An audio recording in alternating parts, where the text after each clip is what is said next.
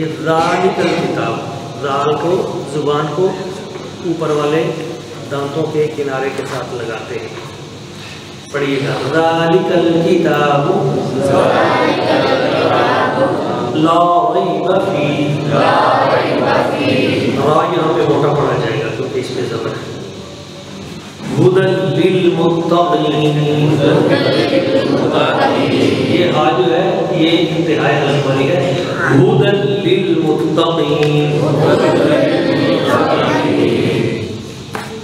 الذین یؤمنون بالغیب ویقیمون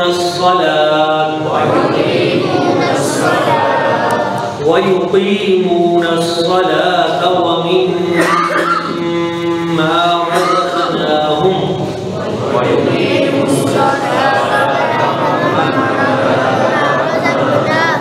رزقناهم ينفقون.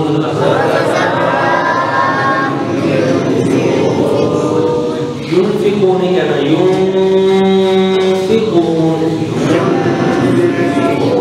یہ نون کے اوپر جزم ہے یون یا پیش نون یون، تو نون کے اوپر جب جزم ہو تو اس کو نون ساکن کہتے ہیں. اسے کیا کہتے ہیں؟ جس حرف کے اوپر بھی جزم ہو وہ ساکن ہوتا ہے. جیسے میم کے اوپر جزم ہے ام تو میم ساکن ہے، نون کے اوپر جزم ہے تو ان نون ساکن ہے. یہ اصول یاد رکھیں، ایک اصول ہے کہ نون ساکن یا تنوین کے بعد، تنوین دو زبر دو زیر دو پیش، نون ساکن آ جائے یا تنوین آ جائے تو اس کے بعد اگر حروف حلقی آ جائے، 6 حروف حلقی جو حلق سے نکلتے ہیں، اگر وہ 6 آ جائیں تو غنہ نہیں ہوگا، تو غنہ نہیں ہوگا. ان کے علاوہ باقی آ جائیں تو آپ یوں سمجھ لیں کہ وہاں غنہ ہوگا. ٹھیک ہے؟ ویسے تو حروف اخفا ہے 15، لیکن آسانی کے لیے آپ کو عرض کر رہا ہوں کہ 6 حروف اگر نون ساکن یا تنوین کے بعد آ جائے تو غنہ نہیں ہوگا. تو یہاں پہ نون ساکن کے بعد کیا آیا ہوا ہے؟ فا. ينفقون، تو فا جو ہے وہ 6 میں نہیں ہے. تو وہ 6 حروف حلقی کون سے ہیں؟ آپ میں سے کوئی بتائے گا؟ جی بتاؤ کیا ہے 6 حروف حلقی؟ حمزہ، ہا، عین، ہا، غین، خا، یہ 6 حروف حلقی. ان کو آپ نے یاد کر لیا تو سمجھ لیں آپ نے آدھی قرات پڑھی. یہ 6 حروف آپ نے یاد کر لیے، بہت ساری چیزیں آپ نے سیکھی. حمزہ، ہا، یہ دونوں نیچے سے، حمزہ، ہا، ایک حمزہ ایک ہا، یہ گول آنکھوں والی جو ہا ہوتی ہے. عین، ہا، عین اور ہا یہ درمیان سے. غین، خا، یہ دونوں اوپر سے. غین، خا. تو یہ 6 حروف ہیں جن کو حروف حلقی کہا جاتا ہے. ان 6 حروف کی ساؤنڈ اگر آپ نے اس کو پروناؤنس صحیح کر دیا تو سمجھ لیں آدھا قرآن مجید آپ کا اسی میں ٹھیک ہو گیا. ان 6 کو آپ نے اچھے طریقے سے تیار کرنا ہے. حمزہ، ہا، عین، ہا، غین، خا. تو جہاں پہ بھی یہ آ جائے نون ساکن یا تنوین کے بعد یہ 6 تو وہاں پر غنہ نہیں کرنا. ان کے علاوہ کوئی آ جائے تو آپ غنہ کر دیں یا بن رہا. جیسے ينفقون،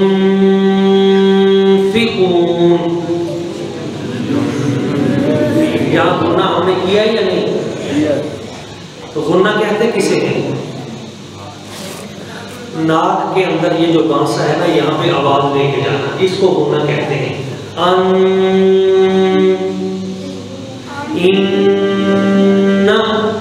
تو یہ ناک میں جو آواز گئی ہے اس کو غنہ کہتے ہیں. اگر آگے حروف حلقی آ جائے تو پھر غنہ نہیں ہوگا. بس شارٹ کٹ سمجھ لیں، حروف حلقی نہ ہو تو غنہ کرنا ہے. تو یہاں پہ یون کے بعد فا ہے. فا حروف حلقی میں سے ہے یا نہیں؟ نہیں. ان 6 میں فا تو یہاں غنہ کر دیں گے. ينفقون والذین یؤمنون بما انزل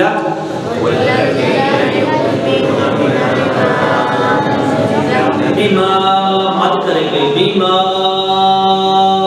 کھینچیں گے، انزل یہ ان جو ہے یہاں پہ آپ بتائیں ابھی جو آپ نے سیکھا ہے کہ انزل یہاں پہ گناہ ہوگا یا نہیں ہوگا؟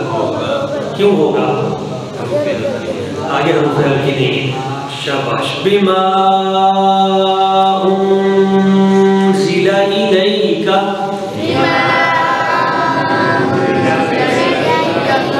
وما انزل من قبلک،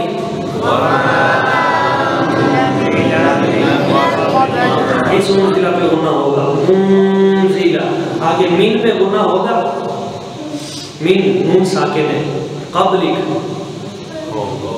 ہوگا. کیوں؟ کہ آگے قاف آیا ہوا ہے اور قاف حروف ہلکی میں سے نہیں ہے. آپ نے نون کو نہیں دیکھنا، آگے دیکھنا ہے کہ آگے کیا ہے. تو من کے بعد آگے قاف ہے، قبلک، من قبلک، وبالآخرة هم يوقنون.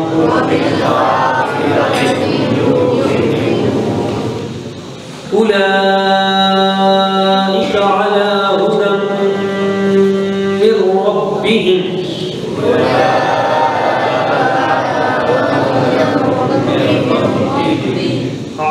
علا پڑھنا ہے، عین کے ساتھ ہے علا. ابھی ہم نے پڑھا کہ عین حلق کے درمیان سے ہے. اولئک علی ہدی نہیں، اولئک علی ہدی من ربهم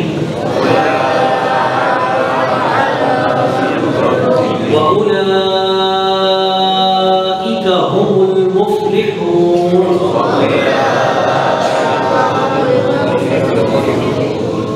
مفلحون نہیں کہنا، مفلحون. ان الذين كفروا سواء عليهم،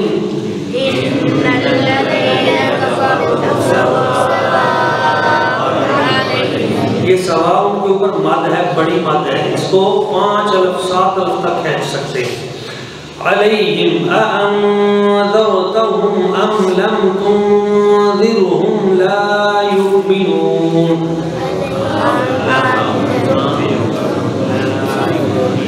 ختم اللہ علی قلوبہم وعلی سمعہم وعلی ابصارہم غشاوہ وَلَهُمْ عَذَابٌ عَظِيمٌ. اب ایک آخری سوال ہے جو آپ کا آخری امتحان ہے. یہ بتائیے کہ وَلَهُمْ عَذَابٌ عَظِيمٌ آئے گا یا عَذَابٌ عَظِيمٌ؟ گناہ ہوگا یا نہیں ہوگا؟ نہیں ہوگا. نہیں ہوگا. عذاب پہ کیوں نہیں ہوگا؟ آگے عین آ گیا. شاباش، زبردست. تو آگے آپ نے یہاں پہ چونکہ تنوین ہے، عذابن پہ تنوین ہے، 2 زبر 2 زیر 2 پیش تنوین. تو تنوین کے بعد ہم نے آگے دیکھنا ہے کہ حروف ہلکی ہے یا نہیں. تو آگے عظیم ہے، عین، تو حروف ہلکی آگے آگے، لہذا گناہ نہیں ہوگا. اگر عذابن کریم ہوتا تو کریم عذاب تو ایسے نہیں ہوتا، لیکن میں بطور مثال دے رہا ہوں تو پھر گناہ ہونا تھا. ٹھیک ہے، چلیں یہ ہم نے اس کا سادہ جو ہے اپنا تلاوت کی ہے، اس کا سادہ ترجمہ سن لیں. یہ سورہ البقرہ ہے. اس کے بارے میں آپ کو پتہ ہونا چاہیے کہ اس کو البقرہ کیوں کہا جاتا ہے. بقرۃ عربی میں گائے کو کہتے ہیں. کسے کہتے ہیں؟ گائے کو. بقرۃ. تو اس میں ایک گائے کا واقعہ موجود ہے. بنی اسرائیل کے لوگ تھے. اصل میں اس صورت میں بنی اسرائیل کا بھی بڑا ذکر کیا گیا ہے. تو بنی اسرائیل آج کے دور میں کہیں کہا جاتا ہے؟ یہودی، عیسائی. تو ان میں خاص طور پہ جو یہودی ہیں ان کے بارے میں ان کے جو برے اوصاف ہیں وہ اس صورت میں بیان کیے گئے ہیں. دیکھیں قرآن شروع ہو رہا ہے،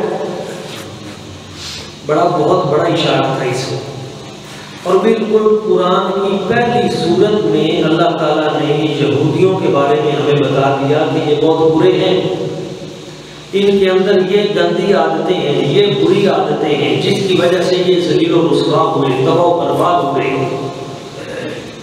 اور وہ بری عادتیں آگے اسی سورہ میں ہیں کہ یہ جھوٹ بولتے ہیں، بد اخلاقی کرتے ہیں، قطع رحمی کرتے ہیں، رشتوں کو توڑتے ہیں، نبیوں کو شہید کرتے ہیں۔ اتنے سفاک اور ظالم ہیں کہ نبیوں کو شہید کرتے ہیں۔ وَيَقْتُلُونَ النَّبِيِّينَ بِغَيْرِ الْحَقِّ بِلَا وَجْهٍ۔ تو آج ہماری آنکھیں دیکھ رہی ہیں کہ قرآن نے جو کہا تھا 1450 سال پہلے کہ ان لوگوں کے اندر یہ عادتیں موجود ہیں، ہٹ دھرم ہیں، متشدد ہیں، انبیاء کے قاتل ہیں۔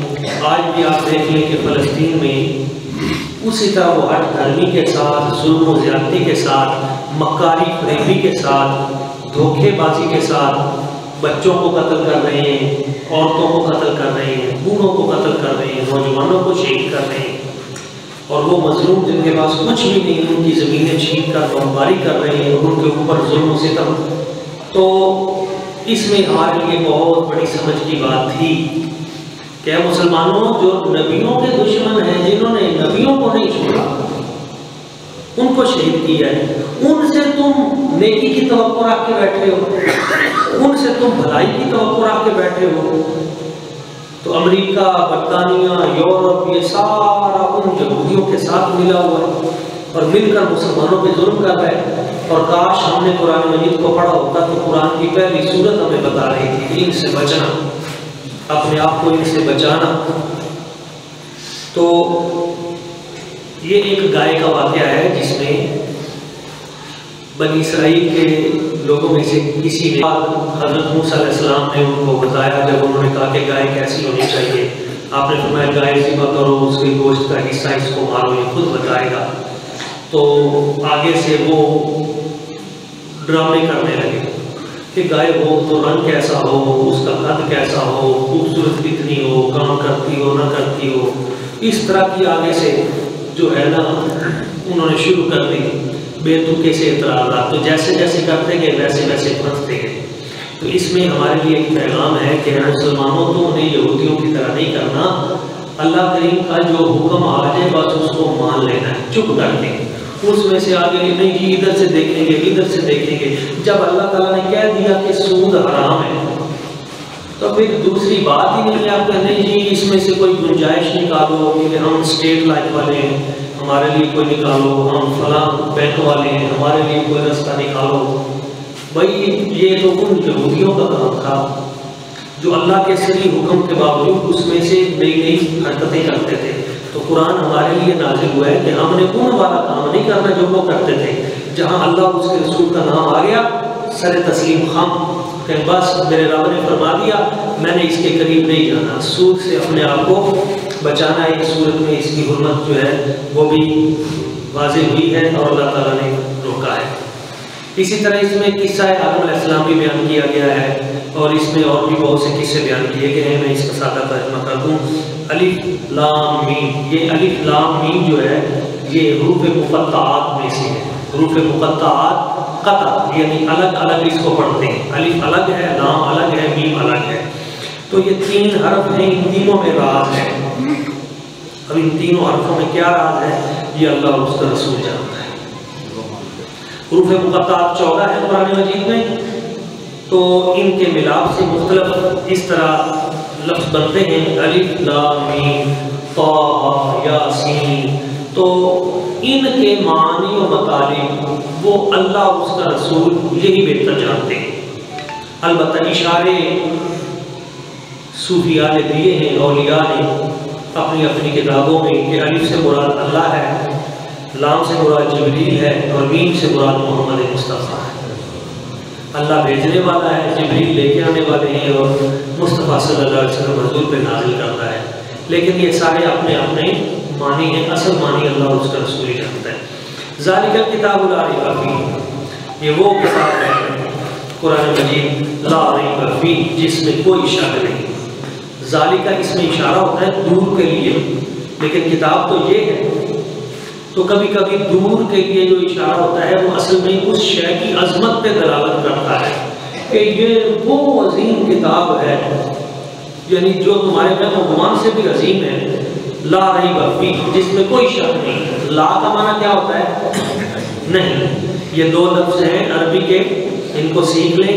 ایک ہے لا، لا کا معنی نہیں، اور ایک ہے نام، نام کا معنی جی ہاں۔ هل انت مسلم، کیا آپ مسلمان ہیں؟ آپ کہیں گے نام، میں مسلمان ہوں۔ هل انت کافر، لا لا لا، تو لا کا معنی نہیں، نام کا معنی ہاں۔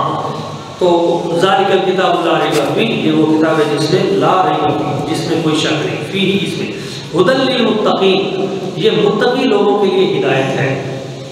قرآن ویسے تو ہدایت ہی ہے، لیکن اصل یہ ہدایت دیتی کس کو ہے؟ یہ پیچھے ہم نے سورہ فاتحہ میں پڑھا تھا، اہدنا الصراط المستقیم، یا اللہ ہمیں سیدھا رستہ دکھا، ہدایت والا راہ دکھا، اس پہ چلا۔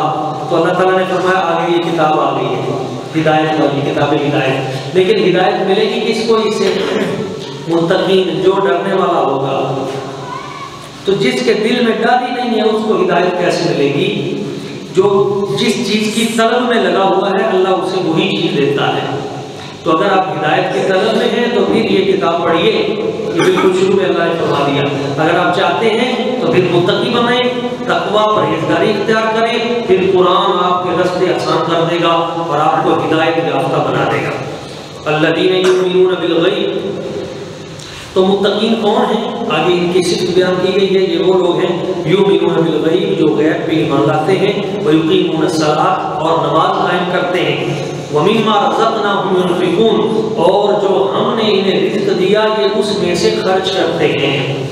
پورے قرآن مجید میں جہاں بھی آیا ہے، حضرت بھی سید جماعت علی شاہ صاحب مقدس علی گوری امیر ملت رحمۃ اللہ تعالیٰ علیہ، آپ کو لوگ کہا کرتے تھے حضرت آپ ہر وقت خرچ کرتے رہتے ہیں، ہر وقت خرچ کرتے رہتے ہیں، کبھی جمع نہیں کرتے، ہر وقت خرچ کرتے رہتے ہیں۔ تو آپ نے فرمایا میں نے قرآن میں جہاں بھی پڑھا ہے وہاں ہی پڑھا، یا ایھا الذین آمنوا انفقوا، اے ایمان والو خرچ کرو، اے ایمان والو خرچ کرو۔ میں نے قرآن میں کہیں بھی یہ نہیں پڑھا کہ اے ایمان والو اجمعوا، جمع کرو، جمع کرو، یہ کہا نہیں ہے، بلکہ جس نے الذی جمع مالہ وعددہ، جس نے جمع کیا، گن گن کے رکھا، تو اللہ تعالیٰ نے فرمایا اس کا بیڑا غرق ہوا، وہ تباہ و برباد ہوا۔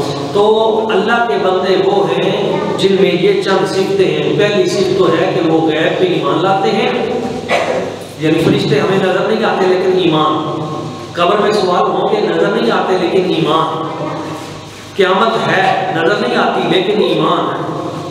تو ایک اللہ تعالیٰ کی ذات ہے نظر نہیں آتی لیکن ایمان ہے۔ تو ایمان والے کی پہلی نشانی یہ ہے کہ وہ غیب پہ یقین رکھتا ہے، ایمان رکھتا ہے، اور دوسری نشانی یہ ہے کہ وہ نماز پڑھتا ہے، وہ نماز ترک نہیں کرتا، تو نماز نہیں چھوڑنی، یہ پہلے صفحے پہ آ گیا ہے۔ اور تیسری نشانی یہ ہے کہ اللہ تعالیٰ فرماتا ہے بندہ مومن کو پہچاننا ہو تو جو ہم اسے رزق عطا کرتے ہیں وہ آگے بانٹتا ہے۔ اب رزق میں اس کے پاس علم ہے تو وہ علم بانٹتا ہے، اللہ نے اسے حکمت کا رزق دیا ہے تو وہ حکمت بانٹتا ہے، اللہ کریم نے اسے دولت کا رزق دیا ہے تو وہ دولت بانٹتا ہے۔ تو جس کو رب نے جو دیا ہے اگر وہ شے آگے بانٹتا ہے تو وہ مومن ہے۔ والذین یؤمنون، اور ایک یہ بھی ان کی صفت ہے کہ وہ ایمان رکھتے ہیں بما انزل الیک، اے میرے حبیب جو تجھ پہ نازل کیا گیا، وما انزل من قبلک، اور جو تجھ سے پہلے نازل کیا گیا، یعنی پہلے نبیوں پہ نازل کیا گیا۔ تو ہم مسلمان مومنین یہ حضور کی ذات و برکات پہ جو کچھ نازل ہوا ہے اس پہ بھی ایمان رکھتے ہیں، جو پہلے نازل ہوا ہے نبیوں پر اس پہ بھی ایمان رکھتے ہیں، وبالآخرۃ هم یوقنون، اور آخرت پر یقین رکھتے ہیں، یوقنون آخرت پہ یقین رکھتے ہیں۔ تو یہ حضور کی ختم نبوت کی بھی دلیل ہے کہ اللہ تعالیٰ نے فرمایا ہے حبیب ایمان والا وہ ہے جو تجھ پہ نازل ہوا اس پہ بھی یقین رکھے، جو تجھ سے پہلے نازل ہوا اس پہ بھی یقین رکھے۔ تو جو حضور کے بعد نازل ہوا یہ نہیں کہا، یہ اس بات کی علامت ہے کہ اگر بعد میں کسی نے نبی بن کے آنا ہوتا تو اللہ تعالیٰ فرماتا حبیب ایمان والا وہ ہے جیسے پہلے نازل ہوا ان پہ یقین رکھے، جو تجھ پہ نازل ہوا اس پہ یقین رکھے، اور جو بعد میں تیرے وحی آئے گی اس پہ یقین رکھے۔ لیکن اللہ تعالیٰ نے فرمایا نہیں، جو پہلے نازل ہوا اس پہ یقین ہوا اس پہ یقین رکھے، اور تیرے بعد چونکہ قیامت تک کسی نے کسی پہ وحی نہیں آنی، اس لیے بس وبالآخرۃ هم یوقنون، اور آخرت پہ یقین رکھنے والا بندہ یہی ایمان والا ہے۔ اولئک علی ھدی من ربہم، تو یہی لوگ ہیں یہ ایمان والے جن کی یہ صفت بیان ہوئی، نماز پڑھنے والے، اللہ کی راہ میں خرچ کرنے والے، یقین رکھنے والے، یہی وہ لوگ ہیں اولئک علی ھدی من ربہم جو اپنے رب کی طرف سے ہدایت پر ہیں۔ اعلی معنی اوپر، واولئک، اور وہی لوگ ہیں هم المفلحون، وہ فلاح پانے والے ہیں۔ ہم ضمیر ہے، ہم وہ، ایک ہوتا ہے ہوا، ہوا کا معنی ہے وہ ایک، ہوا کا معنی وہ ایک، ہوا ہما وہ دو، اور ہم وہ سب۔ تو یہ بنیادی تین آپ نے ضمیریں آج یاد کر لی۔ ہوا معنی وہ، هو اللہ الذی لا الہ، وہ اللہ ہے۔ ہما معنی وہ دو، اور ہم وہ سب۔ اولئک هم المفلحون، تو وہ ہم سب کے سب مفلحون فلاح پانے والے ہیں۔ انما بے شک، ان الذین، بے شک وہ لوگ، کفروا جو کافر ہوئے، جنہوں نے کفر کیا، سواء علیہم، برابر ہے ان پہ، انذرتہم، آپ انہیں ڈرائیں، ام لم تنذرہم، یا انہیں نہ ڈرائیں، لا یؤمنون، وہ ایمان نہیں لائیں گے، ان کو تبلیغ کی ضرورت نہیں ہے۔ کن کو؟ یہ ہے وہ لوگ جو ختم اللہ علی قلوبہم، جن کے دلوں پہ اللہ نے مہر لگا دی۔ کچھ لوگوں کے دل اللہ نے بند کر دیے، وہ حق بات سن سکتے ہی نہیں، ان پہ ٹھپا ایسا لگ گیا ہے، ان کو آپ پکڑ کے بھی بٹھائیں گے اللہ کے بندے بیٹھ کے، وہ اچھی بات ہے سن لے تیرے فائدے کی ہے، وہ نہیں بیٹھے گا۔ تو جن کے دلوں پہ آپ کہیں گے نا نہیں یہ تو مانتا نہیں ہے، یہ بندہ ہے، اس کو منوا کر دکھائیں، وہ بھائی کسی کو منوانا ہمارے اوپر لازم ہی نہیں ہے، یہ تو نبی پر بھی اللہ نے لازم نہیں کیا کہ منوانا ہے، ورنہ ابو جہل نے تو چاند دو ٹکڑے ہوتے دیکھ لیا تھا تو وہ مان گیا تھا؟ نہیں مانا تھا۔ سورج واپس مڑتے لوگوں نے دیکھا، جنہوں نے نہیں مانا تھا نہیں مانے۔ پتھر جو ہے پانی کے اوپر تیرتے ہوئے آئے، جنہوں نے نہیں مانا تھا نہیں مانے، اور جنہوں نے ماننا تھا وہ صدیق اکبر رضی اللہ تعالیٰ عنہ کہنے لگے حضور مجھے دلیل کی ضرورت ہی نہیں ہے۔ وہ سلمان فارسی فارس سے آئے، وہ جناب بلال حبشی حبشہ سے آئے، وہ جو ماننے والے تھے وہ صدیوں بعد بھی یہاں بن دیکھ کے مصطفیٰ کی ذات پہ ایمان لا کے بیٹھے اور پختہ یقین کر کے بیٹھے ہیں حضور کی ذات پہ۔ تو ہم ماننے والوں میں سے ہوں گے، ہم منکرین میں سے نہیں ہوں گے۔ تو وہ لوگ جن کے دل کے اوپر اللہ نے ٹھپا لگا دیا ہے، مہر لگا دی ہے، کہ کاموں میں اچھی بات آپ کریں گی تو جاتی نہیں ہے، اللہ تعالیٰ جانے نہیں دیتا، وہ پکی سٹیمپ لگی ہوئی ہے۔ وعلی ابصارہم غشاوہ، اور ان کی آنکھوں کے اوپر، ابصار بصارت کو کہتے ہیں، یہ اردو میں بھی آپ نے لفظ بصارت پڑھا ہوگا، تو ان کی آنکھوں کے اوپر بھی پردہ ہے، غشاوہ پردہ ہے۔ وَلَهُمْ عَذَابٌ عَظِيمٌ، ان کے لیے بہت بڑا عذاب ہے۔ کن لوگوں کے لیے؟ جو گستاخ ہو جاتے ہیں، بے ادب ہو جاتے ہیں، منکر ہو جاتے ہیں، ضدی ہو جاتے ہیں، اور پھر اللہ ان کے دلوں پہ آہستہ آہستہ کفر کی مہر لگا دیتا ہے، اور جب وہ کفر کی مہر لگ جاتی ہے تو پھر اچھی بات ان کو اچھی لگتی نہیں ہے، بلکہ ان کے کان میں وہ اچھی بات داخل بھی نہیں ہوتی۔ تو اللہ تعالیٰ ہمیں اس طرح کے کفر سے بچائے کہ جس کفر سے بندے کے دل کے اوپر مہر لگ جائے، کانوں پہ مہر لگ جائے، منہ کے اوپر مہر لگ جائے۔ تو یہ پہلے رکوع کا ہم نے ترجمہ اور اس کی مختصر سی تشریح پڑھی ہے۔ ابھی میں یہ چاہتا تھا کہ سورہ البقرہ کا خلاصہ جو ہے وہ بھی آپ کے سامنے پیش کروں، تاکہ بہت سی چیزیں اس صورت کے اندر ہیں۔ تو وقت چونکہ میرے خیال میں کافی ہو گیا ہے، اور ہمیں اندازہ بھی ہے کہ اس وقت آپ نے روزہ رکھا ہوا ہے، اور روزہ رکھ کے پھر جو ہے وہ تکلیف جو ہے وہ بھی نہیں مناسب۔ تو یہ چند چیزیں جو ہم نے سیکھی ان کو آپ یاد کر کے آئیے گا، اور اس پروگرام کو آپ سن بھی سکتے ہیں۔ بعد میں بھی ہمارا جو پیج ہے ابر کرم، اس کے اوپر یہ لائیو جا رہا ہوتا ہے، اگر کوئی سوال ہو تو آپ یہاں پہ یہ سوال بھی کر سکتے ہیں، پوچھ بھی سکتے ہیں ان چیزوں کے بارے میں۔ تو کل انشاءاللہ تعالیٰ اسی صورت کی ہم کچھ اور چند چیزیں ضرور بیان کریں گے۔ اللہ تعالیٰ کی بارگاہ میں اس میں دعا ہے وہ اللہ تعالیٰ نے سمجھنے کی، ان باتوں میں عمل کرنے کی، اور آگے یہ پیغام پہنچانے کی توفیق اور سعادت عطا فرمائے۔ وما علینا الا البلاغ۔ اللهم صل على سيدنا محمد اللهم انت السلام ومنك السلام عليك يا السلام حينا ربنا آتنا في الدنيا حسنة وفي الآخرة مالك القدوس لا يحرم ہمارے تمام صغیرہ کبیرہ